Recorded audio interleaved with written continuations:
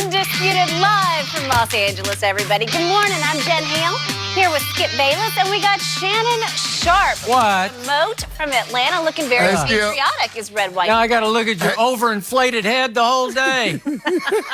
Hey, It's actually Kawhi told me to tell you hello, Skip. Who?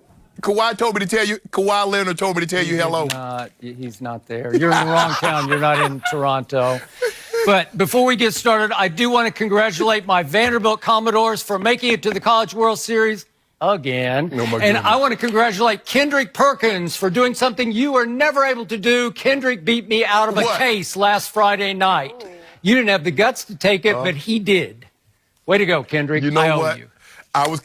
I've been kicking myself all weekend long. Like I had him across the fire, and I let him go. Well, you did, because you did not have the courage of your convictions, as I'm about to have once again. Thank you very much. Oh, really? Yes. Oh, Here we go. Okay. Well, we're about to find out how much conviction you have. Okay. You know he is never short on predictions or scoop. All right, let's get to tonight's must-win face-off for the Warriors. They are one loss away from elimination. However, is help on the way? Kevin Durant practiced yesterday for the first time since straining his calf a month ago. He's now listed as questionable for Game 5 tonight in Toronto. This weekend, KD did spend some time with ice packs on his calf and Achilles area. KD's possible addition to the lineup significantly changed tonight's line. Toronto went from a 3.5-point favorite to just 1.5. And let's face it, KD's finals MVP odds got a whole lot better too. So Shannon, what do you think will happen in Game 5 tonight? Well, I think, Skip, I think we've all gone to church, and no matter what your faith is, if it's a pastor, if it's a priest, if it's a bishop, the last thing they do before they dismiss church, they give the benediction. Well, the benediction will be given tonight. It's over. The Toronto Raptors will be the 2019 NBA champs. Whether Kevin Durant comes back or not, that's unimportant at this point in time. Kawhi Leonard is playing far too well, because if you're going to have him guard Kawhi, it doesn't seem to matter who they throw at him, be it Iggy, be it Draymond, be it Klay Thompson. He's found his rhythm. He's found a way to play around all these injuries or hurt or however you want to define it. He's playing extremely well. He can get to any spot on the court. And what we're starting to see, Skip, is every single game is someone else. Friday night, it was Serge Ibaka. They gave him 20 big points off the bench. Then it might be Marc Gasol another time. Then it might be Danny Green. They're getting the contribution. It's just not. Kawhi's being Kawhi on a nightly basis. But now he's finding other avenues to get production from. Be it Serge Ibaka with 20 or Serge Ibaka giving you six blocks. Be it Marc Gasol giving you 20 and 7 or Kyle Lowry chipping in with 23 points. It's over. Steph Curry is extremely tired. Skip, I watched him the other night, and I counted about 10 of his shots that hit the front of the rim. And when shots hit the front of the rim for a jump shooter, that lets you know that he's tired. Because you ask an awful lot of him in Game 3. He scored 47, led the team in scoring, led the team in rebounding, led the team in assists. That's not a workload that he's comfortable carrying. And although Klay came back and gave you tremendous minutes, no one else was able to come along with him.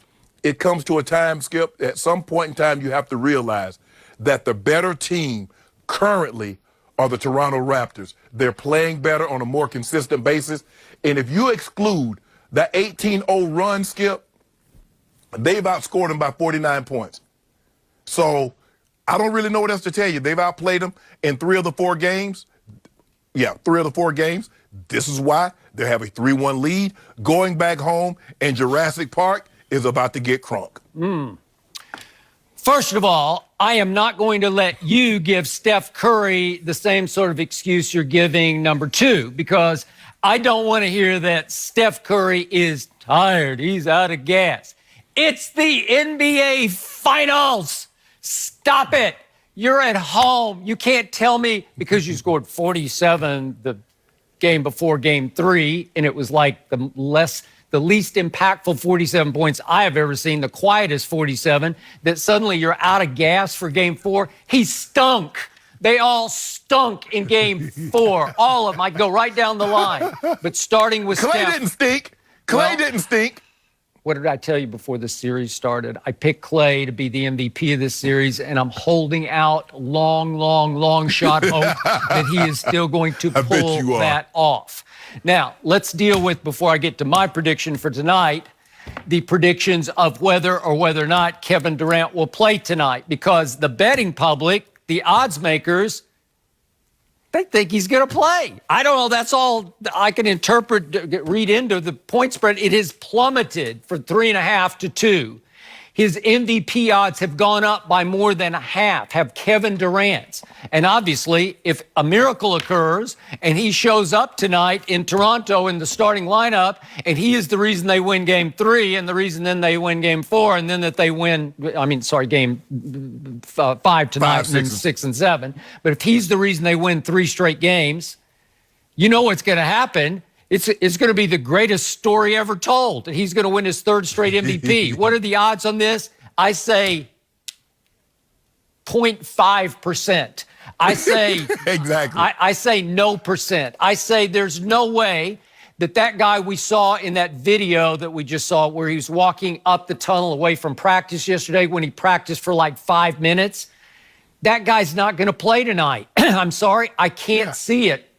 And you made this point before. Once again, yesterday, as he walked away with Mike Brown, he had ice bags on his calf and all the way down on his Achilles tendon. Okay, so what does that tell you? What does that show you? Well, he heard us talking.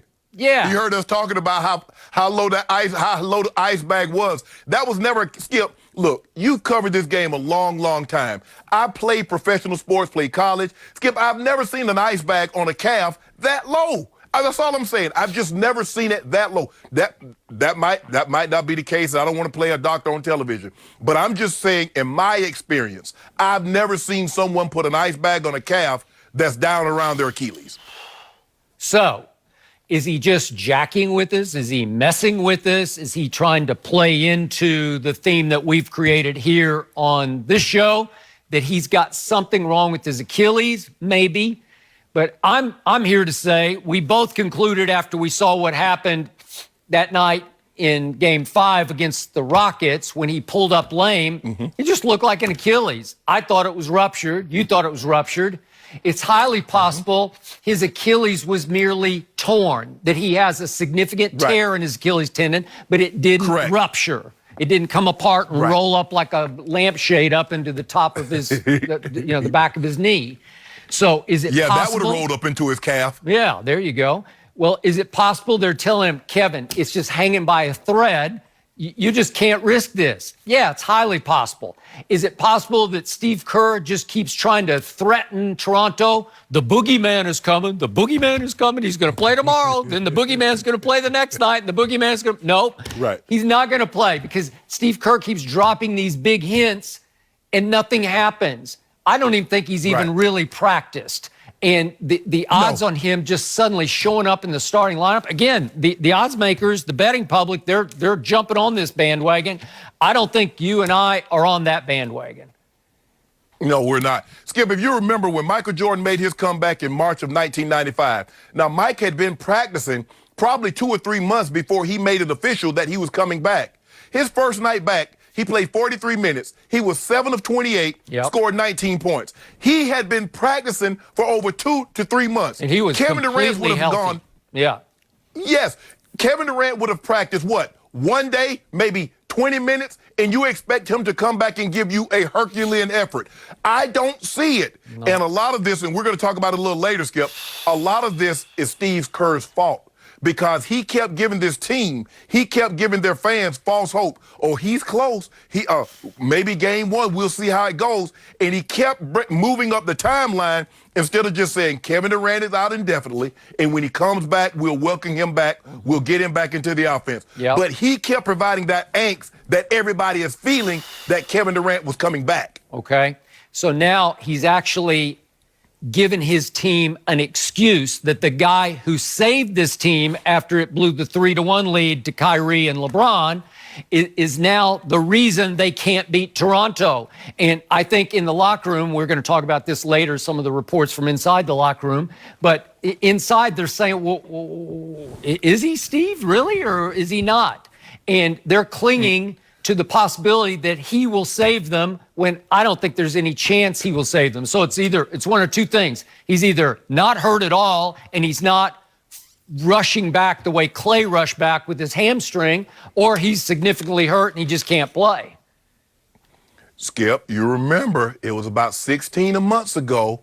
There was a very, very similar situation that you're very familiar with. A guy that was hurt, and the organization and some of his teammates didn't think he was hurt. And we know how that turned out. Yeah, but in that case, the whole medical staff cleared him to play. Has Kevin Durant been cleared? He has been listed as questionable. Is that cleared to play? Well, but here's the thing. And in the article, if you read it, Skip, everybody keeps saying, well, when is he going to come back, or when is he going to come back, or someone says this, the players are saying that, but the athletic trainer hasn't cleared him. Well, if the athletic trainer hadn't cleared him, why is there angst? Why are you so concerned? Because he hasn't been cleared, which leads you to believe what, Skip? If the athletic trainer does not clear me to be on the field, why is there concern with the head coach? Why are there concerns with my teammates? Because I haven't been cleared. Okay. Because it's telling me something that I'm not so sure that they believe that Kevin Durant is working as hard as he needs to be, or he isn't as hurt as he's leading us on to be. Okay.